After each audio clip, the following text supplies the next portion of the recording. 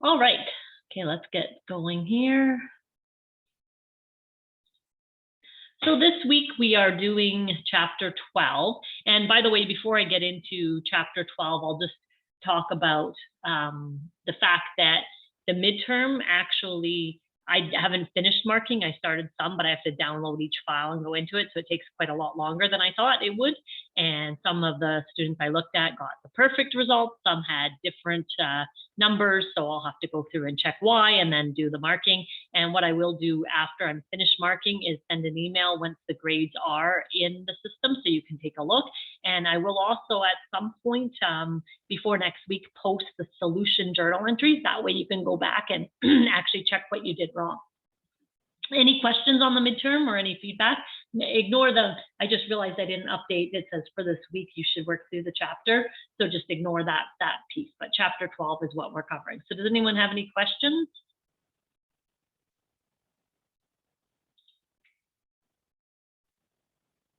No questions. Okay. So I did put the IT help desk number on here as well, because some people were asking me about Citrix problems, and that's something I can't help with. It's an IT issue if all of a sudden your Sage isn't on Citrix, like if you can't access it. So I'm not talking about Sage software questions, but if you all of a sudden it disappears, you would have to contact IT. So I did, it is on Moodle, there's a flyer, but I just put it in the slides here in case you are having problems. Did anyone have that problem that's on the call right now? I did. It's Rebecca. I tried over the weekend to go onto Citrix and start working on chapter 11 because I kind of pushed it off and I couldn't get onto it at all. Like I could get onto Citrix, but then it would say that there was no apps. I know I wasn't the only one. However, this morning I did check and it was up and running again. Okay. Maybe Nate was just doing some upgrades to Citrix or something and they accidentally took it off. I don't know what happened. So I'm glad it's working now for you. But anyway, anytime you have, if you ever see that again, here is the information to help. So I'm glad it's working for you now. And then I think it was Nate's way of saying, you know what, just have the weekend off. It's okay. It's fine. Yeah, I guess the long weekend's a nice time to take off, isn't it? Yeah, okay. And then I just wanted to remind everyone that practice in Sage is the most efficient way to learn. I talked to some students that said they hadn't done a lot of the textbook work. One student, and I just wanted to mention that if you don't, it's going to be a lot harder to learn. And the purpose of this course really is to get you being able to work on Sage. So if you got a bookkeeping course, a bookkeeping part-time job, let's say, that you would actually be able to go into Sage and do it. And I do find there's a huge demand in that area. So I don't know, I mean, there's not very many of you in the call right now, but if anyone is interested in that type of position where you do some part-time bookkeeping, let me know, because I do know people looking for that kind of skill set. So once you're done the course, if you know Sage, because a lot of people for small businesses use QuickBooks more so, but on the Sage front, there's a lot, I guess there's a skill gap more so than with QuickBooks, I find. So yeah, just send me an email if that's something you're interested in. But practice is very important. So what are we doing in chapter 12? There's a lot of extra little steps that we're going to learn in here. It's kind of finishing off with a lot of the accounting type transactions. So you're going to make payments on credit cards, make your GST and tax remittances. So we already covered tax codes in quite a bit of detail on how to do it. And if you need to review how tax works, you can go back and read chapter 2 of the textbook, because that's kind of the, I call it the theoretical how taxes work, but I'll talk a little bit about it in this chapter as well. And then talking about sales tax for interprovincial sales. We'll also do foreign customers. So there are companies, a lot of companies actually, that deal with both US currency and Canadian. Now there could even be other ones, but most common we'll find we order supplies from the US in many companies, and we have to pay some things in US dollars. And we may even have a Canadian and a US bank account in our company. So we need to be able to account for those in Sage. And then we'll talk about websites. Well, I'm not going to talk about it, but in the textbook, they show you how to access supplier or customer websites, because to make things more efficient for you, say you needed to check a balance for something, or you needed to check, what's going on with taxes, you could actually enter in the website into the supplier account. So you could just go click on it and see anything you needed to know. And you could also email invoices to customers. So I do this myself quite a bit. when I'm creating an invoice for some teaching I do in the US, I actually just go into Sage, create the invoice in US dollars, and then I send it off through email to the person right through my Sage software. So it's a lot more efficient than doing it manually by, saving your invoice like you were saving reports and then going into your email and sending it. So it just saves you some time, especially if you have a lot of customers that you email things to. And looking up invoices after posting them, but you guys already probably know how to do that. And it's also going to talk about how to track shipments to customers, and then transferring money between different currency bank accounts. And that I have a little tip on that one. And then there's checklists that you can use as well to do your tasks and know what you need to do. And then finally, there is a step that every company will do when they have an accountant working on their books. And what it basically does is, if you think about how you saved a backup for me for your exam, you basically saved a backup and then you uploaded that in a zipped folder with some reports to Moodle. And that means I could just go into your backup and I can look at it just like it was you using it, and I could do anything I wanted it. It's a little different when we're sending it to our accountant, and it's a process that happens every year for almost every company. So most companies will send their Sage file directly to their accountant at year end to do their taxes. Could be more often, it could be quarterly if they're a quarterly remitter for GST purposes, for example. Most of the clients I dealt with in public accounting, it was once a year they would send us over this file. So basically what you're doing is you're creating a file in Sage. Sage has a functionality to specifically create the accountant copy, and that way the accountant can go do the year-end adjustments. So just to give you some, some examples of some things that wouldn't be done often by the bookkeeper. So the bookkeeper goes in, looks at the bank statement, enters all the transactions that went through, all the invoices, the payments, the direct payments, the payroll, all those things. But then at year end, the accountant will look at things like, oh, there was insurance paid in November. And a lot of bookkeepers don't know, hey, that should be a prepaid and it should be amortized monthly. So the accountants will look for things like that to make adjustments. Another thing would be depreciating the assets. Now we're all taking, you guys are all taking accounting classes, so you know how to do all this, but many bookkeepers doing data entry might not know depreciation of assets, might not know how prepaids work, might not know how accruals even work. So what they're doing is literally going in and doing more of a cash-based accounting. Now, if a bookkeeper was doing that, cash-based, everything going in and out of the bank, we know that there will be things missed on the accrual accounting side. And so the accountant then at year end would go and say, okay, well, what things are outstanding that we need to accrue? What prepaids are there? All those kind of things. And then also the last step they'll do is, let's assume they've done all the prepaids, all the depreciation, all the accruals, adjusted all the balances correctly. Then they would record the income tax expense, because they would take all the numbers on the income statement, prepare the tax return, and then do the tax entry in Sage. And they could do that directly if you've sent them the file. Some clients don't send the file, they'll just send the reports that the accountant asked for. And if that's the case, then the accountant would then send you, if it was your company you're doing the books for, they would send you all their extra journal entries for you to enter into Sage. So two ways to do it. The accountant can do it all if you've created this accountant copy and sent it to them, or they'll send you the entries and you can go put those all in your Sage for those things we talked about. So any questions about that? Okay. Everybody's asking a question, so we'll move on here. So to talk more about taxes, if you want to look in the textbook, it's on page 457, where it's talking about companies selling to different provinces. So if you have a business in Alberta, you know that if all your customers are in Alberta, we only have GST at 5%.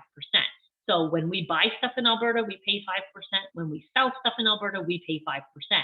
If you are selling to another province, though, there will be PST as well, or depending on the province, HST. So some of those taxes are refundable. So GST is an example. So GST for everybody is a refundable tax. So you charge GST to your customers, and then you get that, basically you charge it, and then you have to remit that to Canada Revenue Agency. And then when you pay GST on your supplies that you buy, you get a refund for those. So that's why it's called a refundable tax. There are other taxes, however, that are not refundable, which is the case in some provinces for their provincial sales tax. And you don't need to know every province PST. I don't know at all the PST details, since I live in Alberta, but the textbook would always tell you if there's PST and if it's refundable and how you would set up that tax code for it. And obviously, if you were selling in your business to a specific province, you would just have to go in and look up what their PST or their HST percentages and rules are. So just the thing that I wanted to make sure that you know, first of all, is to make sure you always use the correct tax code when you are dealing with provincial tax customers. And it is set up in the customer file where you could put the tax codes in for each customer that's different, so you wouldn't have to manually do that each time you sell goods to them. The next thing that I wanted to show a little bit about is the credit card payments. So if you're making payments through Visas and MasterCards, American Expresses, which a lot of companies do, they'll have corporate cards, the way you would go ahead and make the payment is under the expenses. So I put a snippet from Sage here. So just like before, we did purchase invoices, and I know some people asked a question last week about when you were paying. What was the question? Oh, it said it was a cash payment of expenses, and there was two ways to do it. You could do a purchase invoice like here, or you could go into expenses and say pay expenses, right? But for credit cards, you'll see under expenses, that's also a choice here. It says pay credit card bill. So if you select under payables, payments, pay credit card bills, you'll get this following screen that I put in here. So it says pay credit card bill at the top, pay by check, you'd put the check number in to the order of. So if you were paying a credit card for Amex, you would pick Amex. If it was Visa, you'd put Visa, whatever credit card it is. And then you can see the payment amount here that you would type in. And it does say, also I highlighted credit card payable account balance. And in this company the sample company, it was a zero balance. But it does tell you here, the amount in the credit card payable is the current balance of the account and is displayed for informational purposes only. The actual balance may be different. Please see your credit card statement for the actual balance. And that, of course, is the case that if you haven't reconciled your credit card yet, that balance might not be updated. So if your credit card statement, let's say it went till the 17th of this month, July. So July 17th, you get a credit card statement. It says you owe $8,200. If you've updated your credit card transactions to today, then this balance will be correct. If you have not, obviously it wouldn't be right. Make sense to everyone? So basically, if you've reconciled it, the balance might be there. If you have not, it won't be, but you make the payment based on whatever is required on the credit card statement. And some companies will pay the minimum payment, which is the minimum that should be paid. Other companies like to pay their entire balance off every month to avoid interest. So you just have to know what the company's policies are on making payments on their credit card. So then tax remittances. So I just talked about tax codes, but then you also have to know how to do your remittance. So in bookkeeping, I don't know, do you guys remember learning how to do a GST return in introductory accounting at all, or anything? Do you guys remember talking about a GST return?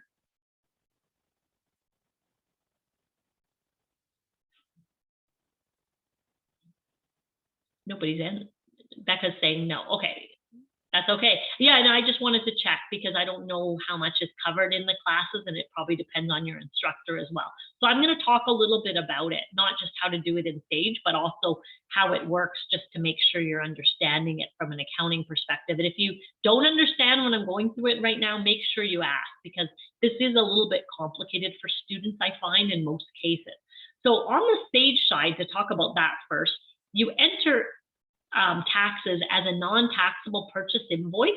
So remember, I showed already in the last slide, you could do a purchase invoice, but you could also do an other payment. And that's what I'm showing here is the other payment. And it's kind of blurry. This is right from the textbook here, but it says pay to the order of Receiver General for Canada. And you can see the entry that they're doing here. And I wanted to explain this in some words, but you can see they have an account called GST charged on sale, another one HST charged on sales, and another one GST paid on purchases, and then HST paid on purchases. So you can see that the GST charged are positives, the crediting GST paid are negatives in here, and then it shows the total that's going to be paid by check. So I want to go through and talk about why things are debits and credits, because they've put in the description debiting GST charged on sales, but then it doesn't even show debits and credits because this is an invoice. So that's why I wanted to kind of explain how everything works from an accounting perspective. So let's talk first about GST charged. If we have a customer where we charge them GST, let's say it's $1,000 invoice and we charge $5 GST, sorry, $100 and we charge $5 GST.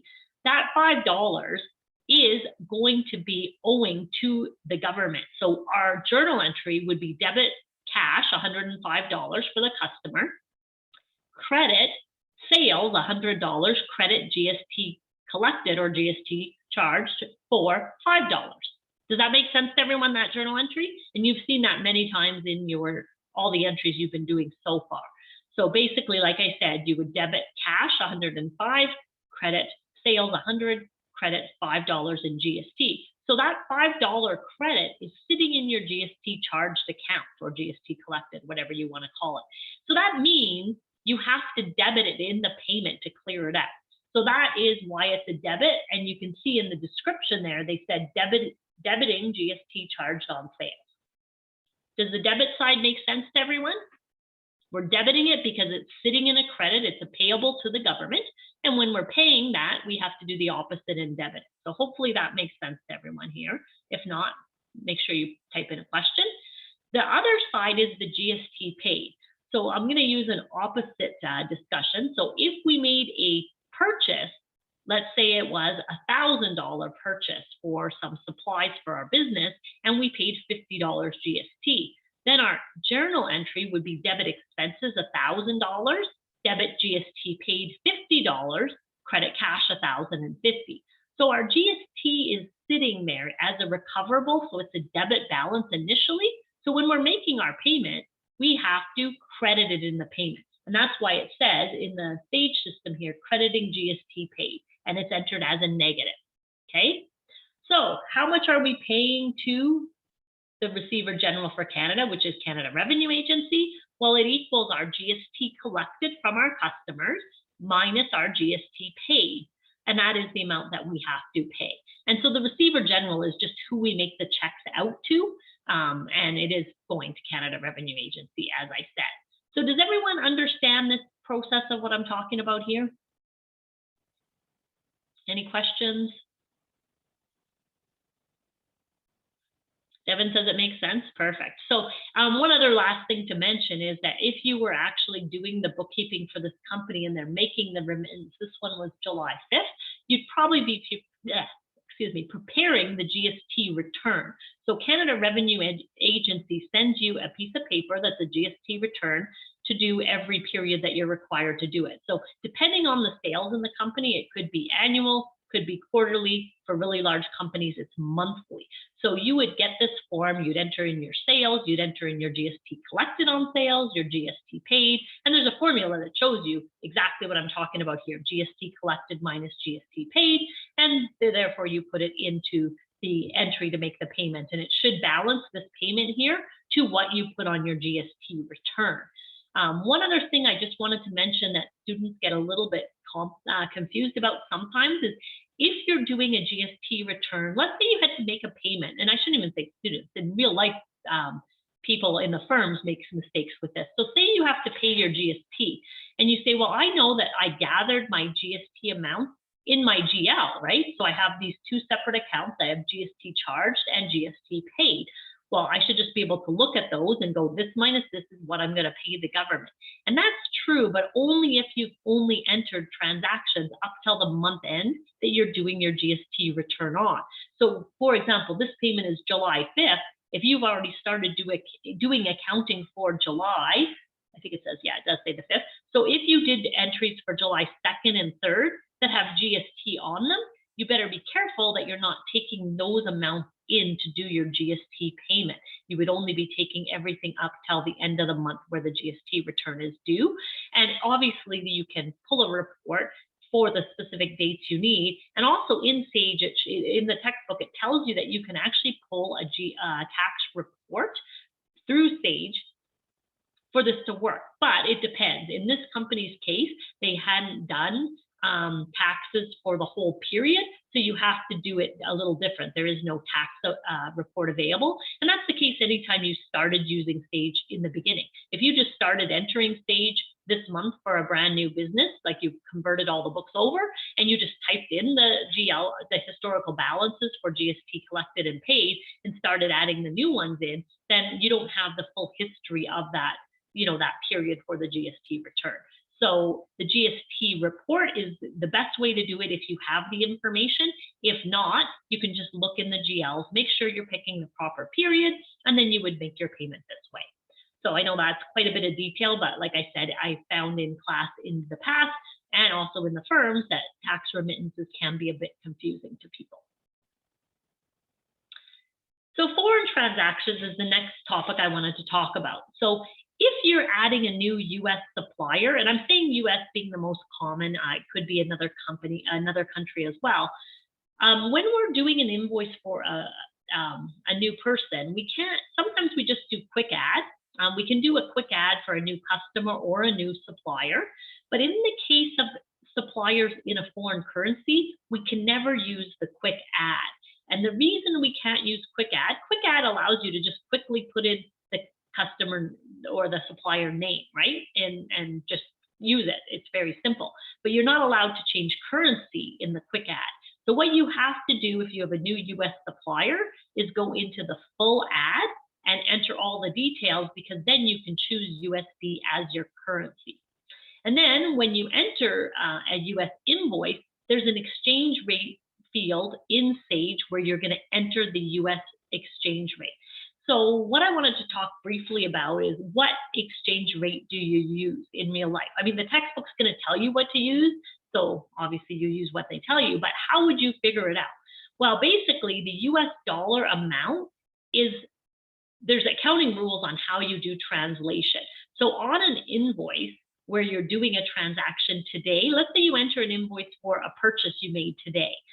You would basically look at the exchange rate today on the website. You can just Google US Canadian exchange rate, see what the amount is today, enter that into your journal entry. And what's going to happen when you do that is, basically, let's say, for example, the exchange rate was 1.25, just to make it simple, which that's within the realm of what it's been over the past few months. So if you paid $100 US, and today, that's you haven't paid it yet, it's an accounts payable. So you get an invoice for $100 US, you're debiting whatever expense it is, you're crediting accounts payable for $100 US. Sage, for your income statement and balance sheet, needs to be in Canadian dollars because we're Canadian companies. So what we're going to do is enter in 1.25 as our exchange rate, and then our expense will show 125 Canadian, and our payable will show 125 Canadian. Does that make sense to everyone? First of all, that scenario, it's a $100 US invoice, we have to pay $125 Canadian if we were paying it today. Does that make sense to everyone? Any questions on that? Okay, Devin says yes. We're going to get in. The reason I'm giving you an example is we got to talk about one other piece. Well, two other pieces, but the first piece is, with dual currencies, make sure you choose the correct bank account, either Canadian or US, for suppliers and vendors, but also for bank transfers, because if we're transferring money between bank accounts from our US to Canadian, you have to specify what currency you're transferring, like is it US or Canadian, and you will do examples of that in the textbook. But the other thing I wanted to talk about, and this is why I gave the numerical example of 125, is that there is an exchange difference account that we have set up in this particular chapter. It could be called foreign exchange gain and loss. That's what I typically see it called in real life. The textbook is calling it exchange difference, same idea. And what that does is it tracks the gain or loss on currency when the rate is different on the day of the invoice than the date of the payment. So in the example I gave you, if we owe somebody 100 US and we set it up at 125 because that was the rate on the day we set up the invoice, on the date of the payment 30 days later, do you think the rate is still going to be 1.25? Obviously not, right? The US Canadian exchange rate changes every day. If the exchange was different, let's say, for example, it's 1.3 when they have to make the payment. Well, what's happening if it's 1.3? They have to pay more Canadian dollars, right? So they're paying US, but it's now $130 Canadian, whereas initially we had recorded that at 125. So because we owe 130 that we have to pay in Canadian to get the 100 US on the day of the payment 30 days later, and we set up the payable as 125, we have what's called a $5 foreign exchange loss. And that loss of $5 is going to go in this exchange difference. We're not going to go and say debit supplies, we had it at $125. We're not going to say, oh, whoops, now our supplies is 130. No, it isn't. We bought them when the exchange rate was 125. We leave supplies at 125. When we make the payment for $5 more, we will have a $5 foreign exchange loss, which is in this account called exchange difference. Now, it could go the other way. If the exchange rate, was now 1.2, we would have an exchange gain. So this exchange difference account could be a debit and it could be a credit. A credit means it's a foreign exchange gain, and a debit means it's a foreign exchange loss. So does that, any questions on that? Does that make sense?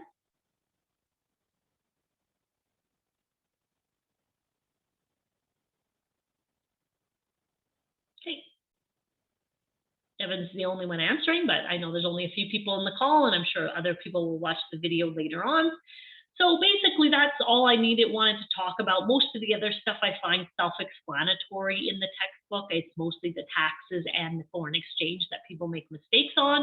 So for next week, if you're looking ahead, not that anyone will be, because with Citrix down, I'm guessing you might still be a little bit behind, and then obviously need to do this chapter. So next week, there are 2 chapters, 14 and 15, and you'll notice we're actually getting out of most new types of transactions. We're doing a lot of cleanup now and getting into other types of transactions, but not the basic bookkeeping. So if you were trying to do a company's basic bookkeeping right now, you probably would be mostly ready to go from the chapters we've covered so far.